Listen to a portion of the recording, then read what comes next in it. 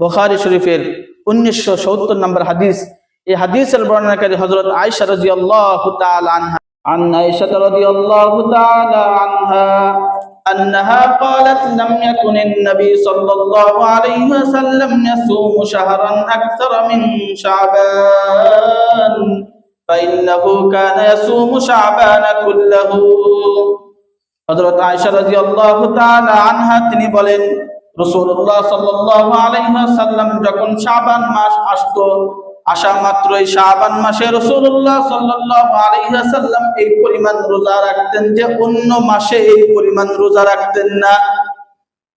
এই পরিমাণ রোজা রাসূলুল্লাহ সাল্লাল্লাহু আলাইহি ওয়াসাল্লাম শাবান মাসে রাখতেন।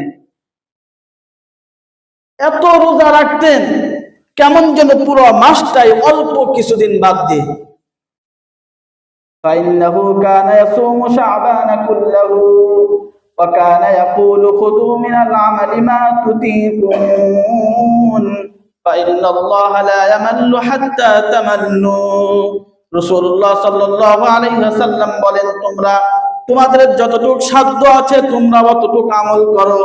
অর্থাৎ এক পর্যায়ে তুমি আমল করতে করতে আল্লাহ পাকের ইবাদত করতে করতে এক পর্যায়ে তুমি নিজেই ক্লান্ত হয়ে যাবে, কিন্তু আল্লাহ পাক রব্বুল আলামিন সওয়াব দেওয়ার ক্ষেত্রে বিন্দু মাত্র ক্লান্তি হবে না।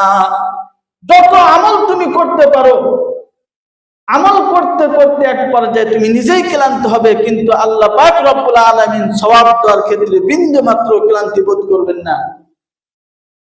সকলে আমরা আয়াতুল কুরসি জানি।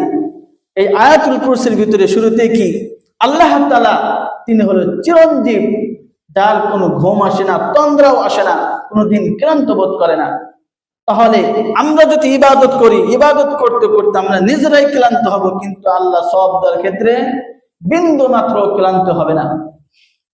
এরপরে আয়েশা রাদিয়াল্লাহু তাআলা আনহা তিনি বলেন, وأحب الصلاة إلى النبي صلى الله عليه وسلم ما دُبِمَ عليه।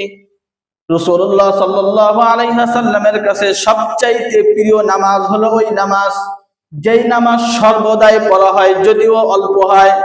وكان إذا صلى صلاة داوم عليها। এবং রাসূলুল্লাহ সাল্লাল্লাহু আলাইহি ওয়াসাল্লাম যখন কোন নামাজ আদায় করতেন ওই নামাজটা স্থায়ী করতেন, অর্থাৎ একদিন পরেই ক্লান্ত হয় নাই, বরং ওই নামাজ প্রতিদিন আদায় করতেন। এমন না যে একদিন সারা রাত নামাজ পড়লাম 3 দিন আর খবর নাই।